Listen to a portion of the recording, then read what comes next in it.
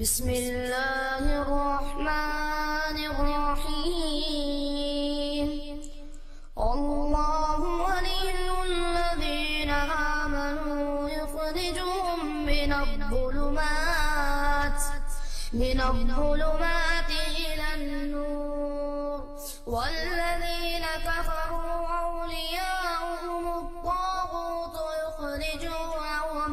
يخرجونهم من النور إلى الظلمات أولئك أصحاب النار هم فيها خالدون. السلام علیکم ورحمۃ اللہ وبرکاتہ. الحمد للہ رب العالمین والصلاة والسلام علی سید الانبیاء والمرسلین وعلی آلہ وصحبہ اجمعین، اما بعد. محترم حضرات، آج چونکہ طاق رات ہے تو تفسیر کا جو ہمارا سلسلہ چل رہا ہے اس کو آج ہم عصر کے بعد مکمل کر رہے ہیں. آج ہم قرآن کریم کے 21ویں پارے کی کچھ سلیکٹڈ آیات، کچھ منتخب آیات کی تفسیر آپ کی خدمت میں پیش کریں گے. 21ویں پارے کی پہلی آیت میں نماز کا ایک فائدہ بتایا گیا. فرمایا گیا اتل ما اوحی الیک من الکتاب، اے نبی جو کتاب آپ کے اوپر اتاری گئی ہے اس کتاب کی تلاوت کیجیے. وَأَقِمِ الصَّلَاةَ، اور نماز قائم کیجیے. إِنَّ الصَّلَاةَ تَنْهَى عَنِ الْفَحْشَاءِ وَالْمُنْكَرِ، بے شک نماز بے حیائی اور برائی سے روکتی ہے. سوال یہ پیدا ہوتا ہے کہ آج بہت سارے لوگ نماز پڑھتے ہیں لیکن پھر بھی بے حیائی کے کام کرتے ہیں. تو اللہ تو کہہ رہا ہے کہ نماز بے حیائی سے روکتی ہے، تو ان کی نماز ان کو بے حیائی سے کیوں نہیں روکتی؟ تو اس کا جواب اسی آیت میں بتا دیا گیا. نماز بے حیائی اور برائی سے تب روکتی ہے جب نماز کو قائم کیا جائے. نماز کو پڑھنا الگ ہے اور نماز کو قائم کرنا الگ ہے. نماز کو قائم کرنے کا مطلب یہ ہے کہ نماز کے وہ تمام آداب اور نماز کی وہ تمام شرطیں جو شریعت نے بتائی ہیں ان کو فالو کیا جائے.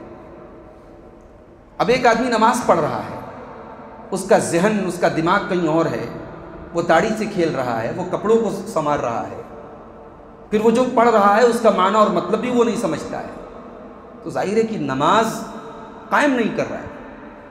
سلف صالحین جب نماز پڑھتے تھے، بعض صحابہ کے بارے میں آتا ہے کہ جب وہ نماز پڑھتے تھے تو چہرے کی رنگت بدل جاتی تھی،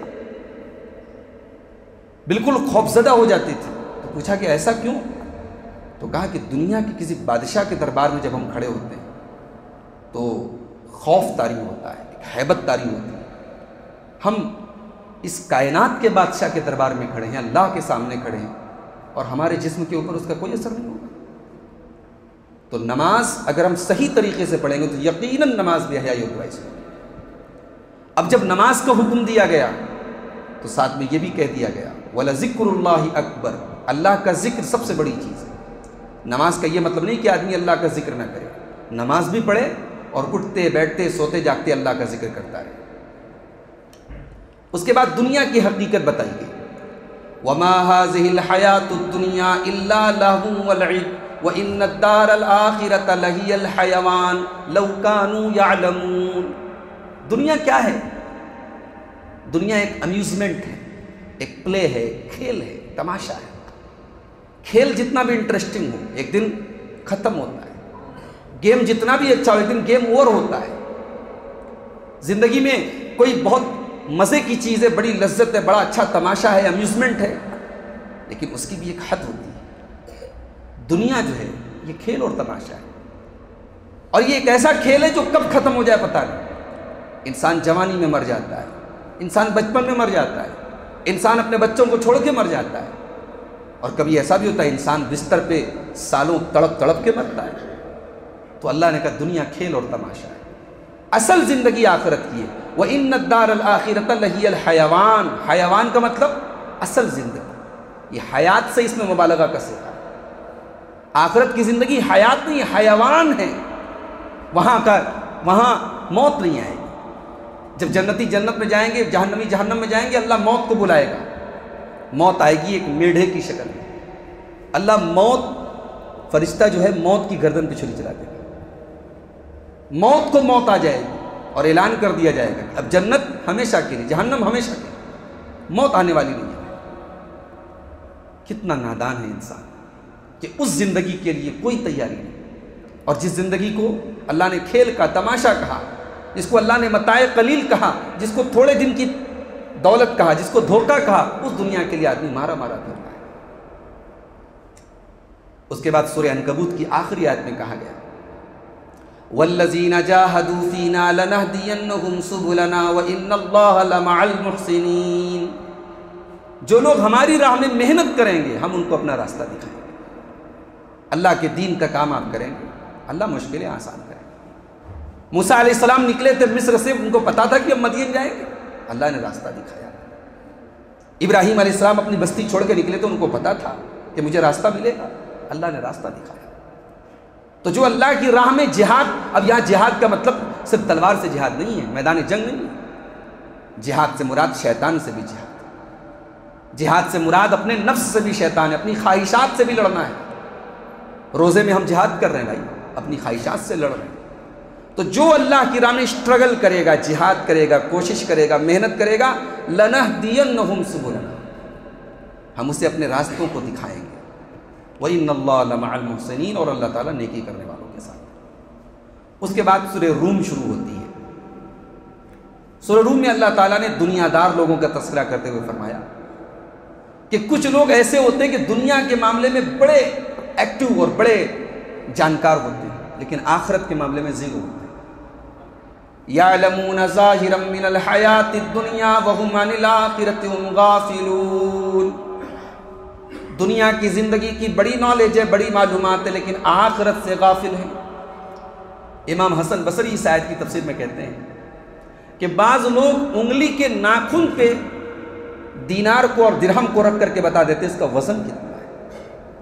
اتنے ماہر ہوتے ہیں کہ درہم کو اپنی انگلی کے ناخن پہ رکھ کے ایک دم ایگزیکٹ بتا دیتے ہیں کہ کتنے گرام کا ہے، کتنا وزن ہے اس کا، لیکن 2 رکعت نماز پڑھنے کا طریقہ ان کو نہیں آتا. آج اپنے سماج میں آپ دیکھ لیجیے، آدمی انجینئر ہے، آدمی ڈاکٹر ہے، آدمی لائر ہے، آدمی دنیا کے علوم میں ماہر ہے، اللہ کے بارے میں زیرو ہے، رسول کے بارے میں زیرو ہے، توحید کے بارے میں زیرو ہے. بھائی سب حاصل کر کے کیا کیا کہ تجھے اپنی زندگی کا پرپز نہیں معلوم ہے، تجھے اپنی زندگی کا مقصد نہیں معلوم ہے. یعلمون ظاہرا من الحیات، یہ دنیا کی زندگی کے بارے میں بہت جانتے ہیں لیکن آخرت کی زندگی سے غافل ہیں. اس کے بعد اللہ تعالیٰ نے 6 آیتوں میں 6 نشانیاں بیان کی، 6 بڑی بڑی نشانیاں.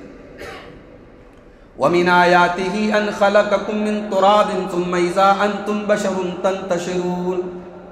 اللہ تعالیٰ کی ایک نشانی یہ بھی ہے، اس نے تم کو مٹی سے پیدا کیا، پھر تم چلتے پھرتے انسان بن گئے. مٹی کے اندر کبھی جان ہوتی ہے کیا؟ مٹی کے اندر ایکٹیویٹی ہوتی ہے کیا؟ انسان مٹی سے بنا، انسان ایکٹیو ہے. اللہ کی قدرت دیکھیے، یہ پہلی نشانی. دوسری نشانی وَمِنْ آيَاتِهِ أَنْ خَلَقَ لَكُم مِّنْ أَنفُسِكُمْ أَزْوَاجًا لِتَسْكُنُوا إِلَيْهَا وَجَعَلَ بَيْنَكُم مَّوَدَّةً وَرَحْمَةً إِنَّ فِي ذَلِكَ لَآيَاتٍ لِقَوْمٍ يَتَفَكَّرُونَ. اللہ کی یہ بھی بہت بڑی نشانی ہے کہ اس نے تمہارے لیے تمہاری بیویوں کو بنایا اور میاں بیوی کے درمیان محبت پیدا کر دی، رحمت پیدا کر دی. بھائی بھائی بھائی سے محبت کرتا ہے کیونکہ خون کا رشتہ ہے، بیٹا باپ سے محبت کرتا ہے کیونکہ خون کا رشتہ ہے. یہ رشتہ تو خون کا نہیں ہے نا، اس رشتے میں اتنی محبت کیسے پیدا ہو جاتی ہے؟ شوہر کو بیوی کے بغیر قرار نہیں، بیوی کو شوہر کے بغیر قرار نہیں. اللہ کہہ رہا ہے یہ محبت ہم نے پیدا کی، یہ جو نکاح کے ذریعے محبت ہوئی یہ ہم نے پیدا کی. اسی لیے اللہ کے نبی فرماتے ہیں کہ 2 محبت کرنے والوں کے درمیان نکاح کے جیسی کوئی چیز ہے. نکاح کے ذریعے جو محبت پیدا ہوتی ہے وہ دنیا کی نقلی اور جھوٹی محبتیں اس کے آگے کچھ بھی نہیں. یہ جو محبت کا دعویٰ کرتے نا لوگ، میں فلاں سے محبت کرتا ہوں، بکواس ہے. وہ محبت نہیں، ہوس ہے. محبت وہ ہوتی ہے جو نکاح کے ذریعے وجود میں آتی ہے. تو اللہ نے کہا ہم نے تمہاری بیویوں کو پیدا کیا تاکہ تم سکون حاصل کرو. دنیا کی ٹینشن، دنیا کے پریشانیوں، دنیا کے جھمیلوں سے آدمی جب گھر میں جاتا ہے، جب بیوی کا مسکراتا چہرہ دیکھتا ہے، جب بچوں کی کلکاریاں دیکھتا ہے، شوہر کا غم دور ہو جاتا ہے، شوہر کی ٹینشن دور ہو جاتی ہے۔ اللہ نے کہا یہ بھی ہماری بہت بڑی نشانی، غور کرنے والوں کے لیے اس میں بہت نشانی۔ پھر اس کے بعد تیسری نشانی، وَمِنْ آيَاتِهِ خَلْقُ السَّمَاوَاتِ وَالْأَرْضِ وَاخْتِلَافُ أَلْسِنَتِكُمْ وَأَلْوَانِكُمْ إِنَّ فِي ذَلِكَ لَآيَاتٍ لِلْعَالِمِينَ۔ اور اے میرے بندو ذرا یہ دیکھو کہ ہم نے آسمان کیسے بنا دیے، یہ 7 آسمان، ہم نے زمین کیسے بنائے، اور تمہارے رنگوں اور تمہاری زبانوں کا اختلاف ذرا دیکھو۔ دنیا میں اربوں انسان ہیں، سب کے 2 کان ہیں، سب کے 2 آنکھ ہیں، سب کی ناک ہے، سب کا چہرہ ہے، مگر دنیا میں 2 انسان بھی ایسے نہیں ہیں جو ایگزیکٹ بالکل ایک دوسرے کے جیسے۔ جڑوا بھائی بھی پیدا ہوتے تو کچھ نہ کچھ فرق ہوتا ہے۔ یہ اللہ کی عجیب و غریب فیکٹری ہے۔ دنیا کی کسی فیکٹری میں ایسی ویرائٹی آپ کو نہیں ملے گی پروڈکشن میں جو اللہ تبارک و تعالیٰ نے انسانوں کی پیدائش میں۔ رنگوں کا اختلاف، دنیا میں 2 انسان ایسے نہیں جن کا کلر بالکل ایک جیسا ہو۔ افریقہ میں سب کالے ہیں لیکن سب کا رنگ الگ الگ ہے۔ امریکہ اور یورپ میں گورے ہیں لیکن ان کا رنگ الگ الگ ہے۔ تو رنگ کا اختلاف، پھر زبان کا اختلاف۔ آپ دیکھیے دنیا میں الگ الگ لینگویجز ہیں، الگ الگ بولیاں ہیں، تو یہ جو زبان کا اختلاف ہے، جو رنگ کا اختلاف ہے، یہ بھی اللہ کی بہت بڑی نشانی۔ اس کے بعد چوتھی نشانی، وَمِنْ آيَاتِهِ مَنَامُكُمْ بِاللَّيْلِ وَالنَّهَارِ وَابْتِغَاؤُكُمْ مِنْ فَضْلِهِ إِنَّ فِي ذَلِكَ لَآيَاتٍ لِقَوْمٍ يَسْمَعُونَ۔ میرے بندو ہم نے تم کو نیند عطا کی۔ نیند، انسان کو اگر نیند نہ ملے انسان ڈپریشن کا شکار ہو جائے۔ اسی لیے جو مجرموں کو پکڑتے ہیں، جیل میں لے کے جاتے ہیں پولیس والے، تو وہ بڑی سی لائٹ جلا دیتے ہیں، سونے نہیں دیتے۔ بھائی انسان کتنا برداشت کرے؟ 8 گھنٹے، 12 گھنٹے، 24 گھنٹے، 26 گھنٹے، 48 گھنٹے جب انسان کو نیند نہیں ملتی اور سامنے بڑی سی لائٹ جلا دیتے ہیں، تو پھر وہ جو بھی اس سے کہو وہ اقرار کرتا ہے، کہتا نہیں پہلے ہم کو سونے دو، ہم کو پہلے نیند چاہیے۔ اللہ نے کہا اللہ کی بہت بڑی نشانی ہے کہ تم کو رات میں اور دن میں نیند، سکون لینے کے لیے ہم نے نیند عطا فرمائی۔ اس کے بعد 5ویں نشانی، وَمِنْ آيَاتِهِ يُرِيكُمُ الْبَرْقَ خَوْفًا وَطَمَعًا۔ آسمان میں بجلی چمکتی، بجلی دیکھ کر کے ڈر بھی لگتا ہے، بجلی کہیں گر جائے نقصان ہو جاتا ہے، لیکن بارش کے پہلے بجلی چمکتی ہے، بجلی کو دیکھ کر کے بارش کی امید بھی پیدا ہوتی ہے۔ اللہ تعالیٰ بجلی کو چمکاتا ہے، تم کو ڈر دلاتا ہے، تم کو امید دلاتا ہے۔ وَيُنَزِّلُ مِنَ السَّمَاءِ مَاءً فَيُحْيِي بِهِ الْأَرْضَ بَعْدَ مَوْتِهَا۔ اور اللہ تعالیٰ آسمان سے بارش نازل کرتا ہے اور مردہ زمین کو اس بارش سے زندہ کرتا ہے۔ یہ بھی اللہ کی بہت بڑی نشانی۔ اس کے بعد 6ٹھی نشانی، وَمِنْ آيَاتِهِ ان تقوم السماء والارض بامرہ۔ اور اللہ کی یہ بھی بہت بڑی نشانی ہے کہ آسمان اور زمین اس کے حکم سے قائم ہے۔ جب تک اللہ کا حکم ہے تب تک آسمان اور زمین چل رہے ہیں۔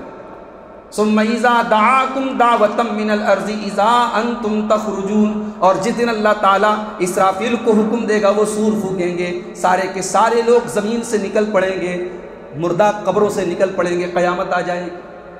دنیا قائم ہے اس لیے کہ اللہ قائم رکھے، اللہ حی ہے، اللہ قیوم ہے، اور جس دن اللہ چاہے گا دنیا ختم ہو جائے گی۔ تو یہ اللہ کی بڑی عجیب و غریب نشانیاں ہیں جو سورہ روم کے اندر اللہ تعالیٰ نے بیان کی۔ اس کے بعد انسانی زندگی کے 3 اسٹیج بتائے گئے۔ اللہ الذی خلقکم من ضعف ثم جعل من بعد ضعف قوة۔ اللہ نے تم کو کمزور پیدا کیا، پھر کمزور سے طاقتور بنایا۔ ثم جعل من بعد قوة ضعفا وشیبا۔ پھر طاقت کے بعد اللہ نے دوبارہ پھر تم کو کمزور بنایا۔ بچہ پیدا ہوتا ہے کمزور ہوتا ہے، ماں بھی احتیاط سے اٹھاتی ہے، باپ بھی احتیاط سے اٹھاتا ہے، ہاتھ کمزور، پیر کمزور، بول نہیں سکتا، اس کو دودھ چاہیے روتا ہے، اس کو پیٹ میں درد ہے روتا ہے، اس کو بخار ہے روتا ہے، اس کے بعد اپنی بات کہنے کا کوئی میڈیم نہیں، وہ صرف روتا ہے۔ پھر دھیرے دھیرے بچہ بڑا ہوتا ہے، گھٹنوں کے بل چلتا ہے، پھر دھیرے دھیرے دھیرے دھیرے پیر رکھ کر کے چلنے لگتا ہے، پھر وہ جوان ہوتا ہے، اب طاقتور ہو جاتا ہے، اب دماغ بھی مضبوط ہو گیا، جسم بھی مضبوط ہو گیا، پھر 40 سال کا ہوتا ہے، پھر 45 سال کا ہوتا ہے، پھر کچھ بال پکنے لگتے ہیں، کچھ جھریاں پڑنے لگتی ہیں، پھر بدن کمزور ہونے لگتا ہے، پھر گھٹنے درد کرنے لگتے ہیں، پھر جھک کر کے چلنے لگتا ہے، پھر بوڑھا ہو جاتا ہے۔ اللہ نے کہا یہ ہے اسٹیج آف لائف، زندگی کی یہ 3 دور ہیں، اس میں طاقت کا دور ہے جوان، اور افسوس کی بات ہے کہ انسان اسی جوانی کے دور کو سب سے زیادہ اللہ کی نافرمانی میں گزار دیں۔ اس جوانی کے دور کو، اس طاقت کے دور کو صحیح طور پر استعمال کریں تو اللہ ہم سے راضی ہو سکتا ہے۔ اس کے بعد سورہ لقمان شروع ہوتی ہے۔ سورہ لقمان میں حضرت لقمان کا واقعہ بیان کیا کہ حضرت لقمان کون تھے؟ یہ اللہ کے نیک بندے تھے، یہ نبی نہیں تھے۔ اللہ نے ان کو حکمت سے نوازا۔ وَلَقَدْ آتَيْنَا لُقْمَانَ الْحِكْمَةَ، ہم نے لقمان کو حکمت دی تھی۔ حکمت کیا ہے؟ حکمت کا مطلب ہوتا ہے صحیح جگہ پر صحیح بات بولنے کی صلاحیت، یہ حکمت ہوتی ہے۔ اللہ تعالیٰ نے لقمان کو حکمت دی تھی، اور اس حکمت کا ایک نمونہ اللہ نے بیان کیا کہ لقمان نے اپنے بیٹے کو نصیحت کی تھی۔ کتنی پیاری نصیحت کی تھی، اللہ نے وہ نصیحتیں بیان کی۔ لقمان نبی نہیں ہے، ایک اللہ کے نیک بندے ہیں، مگر بیٹے کو جو نصیحتیں کی ہیں وہ اتنی پیاری نصیحتیں کہ اللہ نے قرآن میں اس کو بیان کیا۔ وَإِذْ قَالَ لُقْمَانُ لِابْنِهِ وَهُوَ يَعِظُهُ يَا بُنَيَّ لَا تُشْرِكْ بِاللَّهِ إِنَّ الشِّرْكَ لَظُلْمٌ عَظِيمٌ۔ پہلی نصیحت، اے میرے بچے شرک مت کر، بے شک شرک دنیا کا سب سے بڑا ظلم۔ سب سے پہلے نماز کا حکم کیوں نہیں دیا بھائی؟ سب سے پہلے روزے کا حکم کیوں نہیں دیا؟ پہلے سچ بولنے کا حکم کیوں نہیں دیا؟ برتن میں اگر شربت بھرنا ہو، برتن میں اگر جوس ڈالنا ہو تو برتن کی گندگی کو نہ پہلے صاف کریں گے۔ ایسا تو نہیں کریں گے کہ برتن میں گندگی لگی اور ہم اس میں جوس ڈال دیں گے، سارا جوس گندا ہو جائے گا۔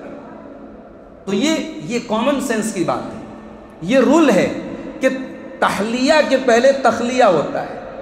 کسی چیز کے اندر اچھی چیز ڈالنے کے پہلے اس کو گندی چیز سے خالی کرنا پڑتا ہے۔ لقمان اپنے بیٹے کو نصیحت کر رہے ہیں، تو پہلی نصیحت کیا کر رہے ہیں؟ اپنے آپ کو شرک کی گندگی سے پاک کر، شرک مت کر، اس لیے کہ شرک اگر کرے گا تو تیری ساری نیکیاں برباد ہو جائیں۔ اور شرک کو کہا کہ دنیا کا سب سے بڑا ظلم ہے۔ شرک میں کس کے اوپر ہم ظلم کرتے ہیں؟ اپنے اوپر ظلم کرتے ہیں، کیونکہ عبادت اللہ کی کرنی چاہیے، ہم اللہ کی چھوڑ کے کسی اور کی کرتے ہیں۔ تو دنیا کا سب سے بڑا ظلم شرک ہے۔ اس کے بعد اللہ کہتا ہے کہ ہم نے انسان کو وصیت کی کہ اپنے والدین کے ساتھ اچھا سلوک کرے۔ وَوَصَّيْنَا الْإِنسَانَ بِوَالِدَيْهِ، ہم نے انسان کو یہ حکم دیا کہ اپنے والدین کے ساتھ بھلائی کرے۔ حَمَلَتْهُ أُمُّهُ وَهْنًا عَلَى وَهْنٍ وَحَمْلُهُ وَفِصَالُهُ فِي عَامَيْنِ، کہا کہ تیری ماں نے بڑی تکلیفوں کے ساتھ تجھے پیٹ میں رکھا ہے اور بڑی تکلیفوں کے ساتھ تجھے جنم دیا ہے۔ 3 تکلیف ایسی ہوتی ہے جو صرف ماں اٹھاتی ہے، باپ نہیں اٹھاتا۔ پیٹ میں رکھنے کی تکلیف، جنم دینے کی تکلیف، اور 2 سال تک دودھ پلانے کی تکلیف۔ اللہ نے کہا یہ ماں اٹھاتی ہے۔ تو جس ماں نے تیرے ساتھ اتنی بھلائی کی، جس باپ نے تیرے ساتھ اتنا احسان کیا، تو اپنے ماں باپ کے ساتھ بھلائی کر۔ انشکر لی ولی والدیک، میرا بھی شکر ادا کر اور اپنے ماں باپ کا بھی شکر ادا کر۔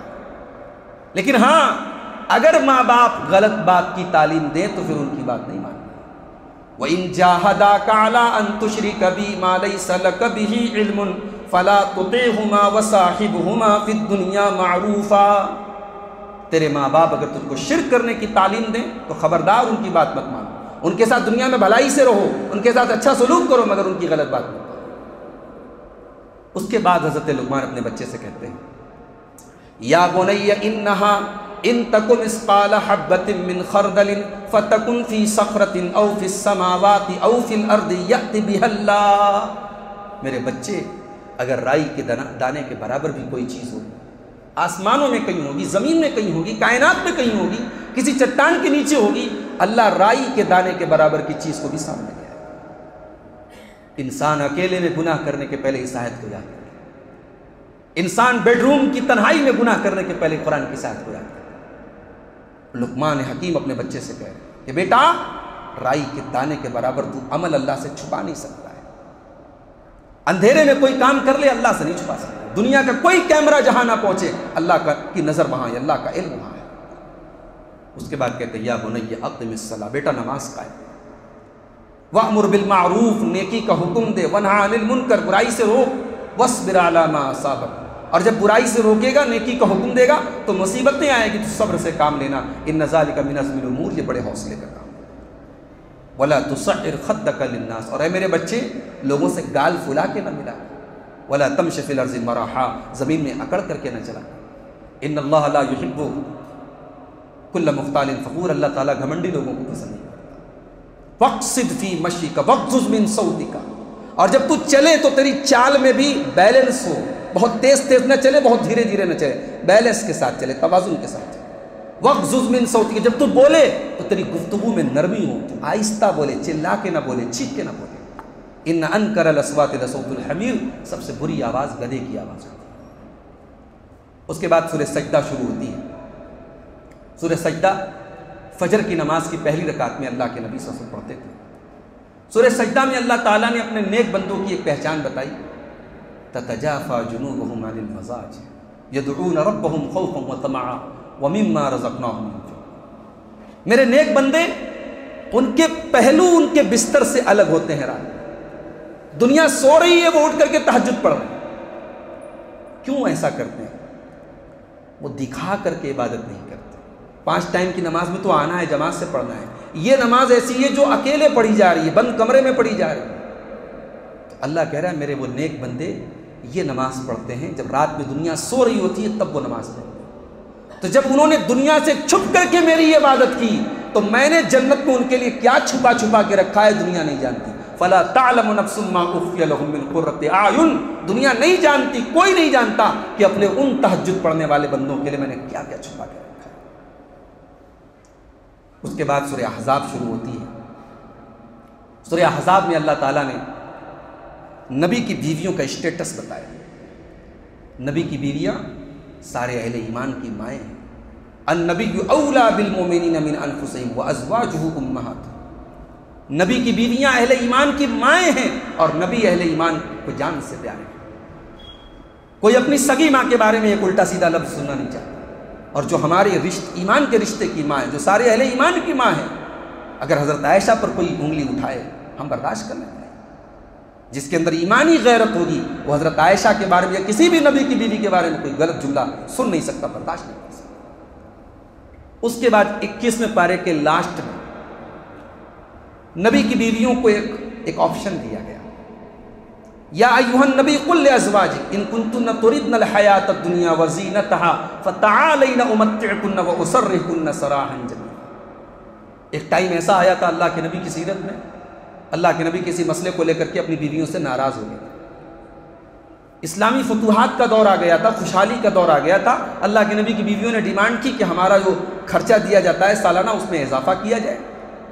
تو یہ آیت نازل ہوگی جس کو آیت تخیر کہا جاتا ہے۔ تخیر کا مطلب اللہ نے آپشن دیا ہے کہ اے نبی اپنی بیویوں سے کہہ دو اگر تمہیں دنیا چاہیے اور دنیا کی زینت چاہیے تو آؤ، میں تمہیں دنیا بھی دے دیتا ہوں، دنیا کی دولت بھی دے دیتا ہوں، لیکن میں پھر تم کو طلاق دے دیتا ہوں، تم نبی کے گھر میں نہیں رہ سکتے۔ نبی کے گھر میں تمہیں رہنا ہے تو تکلیف اٹھانی پڑے گی، 1 مہینہ بھوکے رہنا پڑ سکتا ہے، چھوٹے سے کمرے میں ساری زندگی گزارنی پڑ سکتی ہے۔ تو اے نبی کی بیویوں اگر تمہیں دنیا ہی چاہیے تو آؤ، میں دنیا دے دیتا ہوں، لیکن پھر تم نبی کی بیوی بن کر کے نہیں رہ سکتے۔ وَإِن كُنتُنَّ تُرِدْنَ اللَّهَ وَرَسُولَهُ وَالدَّارَ الْآخِرَةَ فَإِنَّ اللَّهَ أَعَدَّ لِلْمُحْسِنَاتِ مِنكُنَّ أَجْرًا عَظِيمًا۔ اگر تم کو اللہ چاہیے، اگر تم کو رسول چاہیے، اگر آخرت کا گھر چاہیے تو ٹھیک ہے، پھر نیک عمل کرو، نبی کے ساتھ زندگی گزارو، تمہیں جنت ملے گی۔ جب قرآن کی یہ دونوں آیتیں نازل ہوئی، اللہ کے نبی حضرت عائشہ کے پاس آئے۔ عائشہ ایک مشورہ لینا ہے تم سے، فرمائیے اللہ کے رسول کیا بات ہے؟ کہا دیکھو جلدی نہیں ہے، میں جو بات کہنے جا رہا ہوں بڑا سوچ سمجھ کر کے فیصلہ کرنا۔ اللہ اکبر، کتنی محبت کرتے ہیں حضرت عائشہ سے۔ نبی کو احساس ہے کہیں عائشہ مجھے چھوڑ کے نہ چلی جائے، کہیں دنیا کو اختیار نہ کر لے۔ نبی اب عائشہ سے اتنی محبت کرتے ہیں۔ اللہ کہ عائشہ مجھے جلدی نہیں ہے، تم سوچ سمجھ کر کے فیصلہ کرو۔ کہا کیا بات ہے اللہ کے رسول، بولیے۔ نبی نے قرآن کی یہی دونوں آیتیں پڑھی۔ کہا کہ اللہ تعالیٰ تم کو چوائس کرنے کو بول رہا ہے، یا تو تم دنیا چوائس کر لو، دنیا کی دولت لے لو، یا نبی کو چوائس کر لو، تم کس کو چوائس کرتے ہو؟ حضرت عائشہ نے کہا اللہ کے رسول افی ھذا استأمر ابویہ، اے اللہ کے نبی آپ مجھ کو جانتے نہیں، کیا اس مسئلے کے بارے میں میں اپنے ماں باپ سے مشورہ کرنے جاؤں؟ کیا آپ مجھے ایسا سمجھتے ہیں کہ میں اس مسئلے میں غور کروں گی؟ اے اللہ کے نبی مجھے نہیں چاہیے دنیا کی دولت، مجھے نہیں چاہیے دنیا کا عیش و آرام، مجھے نبی چاہیے، مجھے نبی کا ساتھ چاہیے، مجھے نبی کا گھر چاہیے، مجھے مومنوں کی ماں بن کے رہنا ہے۔ اے اللہ کے نبی میں اللہ کو چنتی ہوں، میں رسول کو چنتی ہوں۔ اللہ،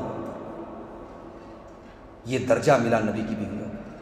اور جب حضرت عائشہ نے یہ چوائس کیا تو ان کے بعد پھر ساری بیویوں نے یہی جواب دیا کہ ہم اللہ کو چنتے ہیں، ہم رسول کو چنتے ہیں۔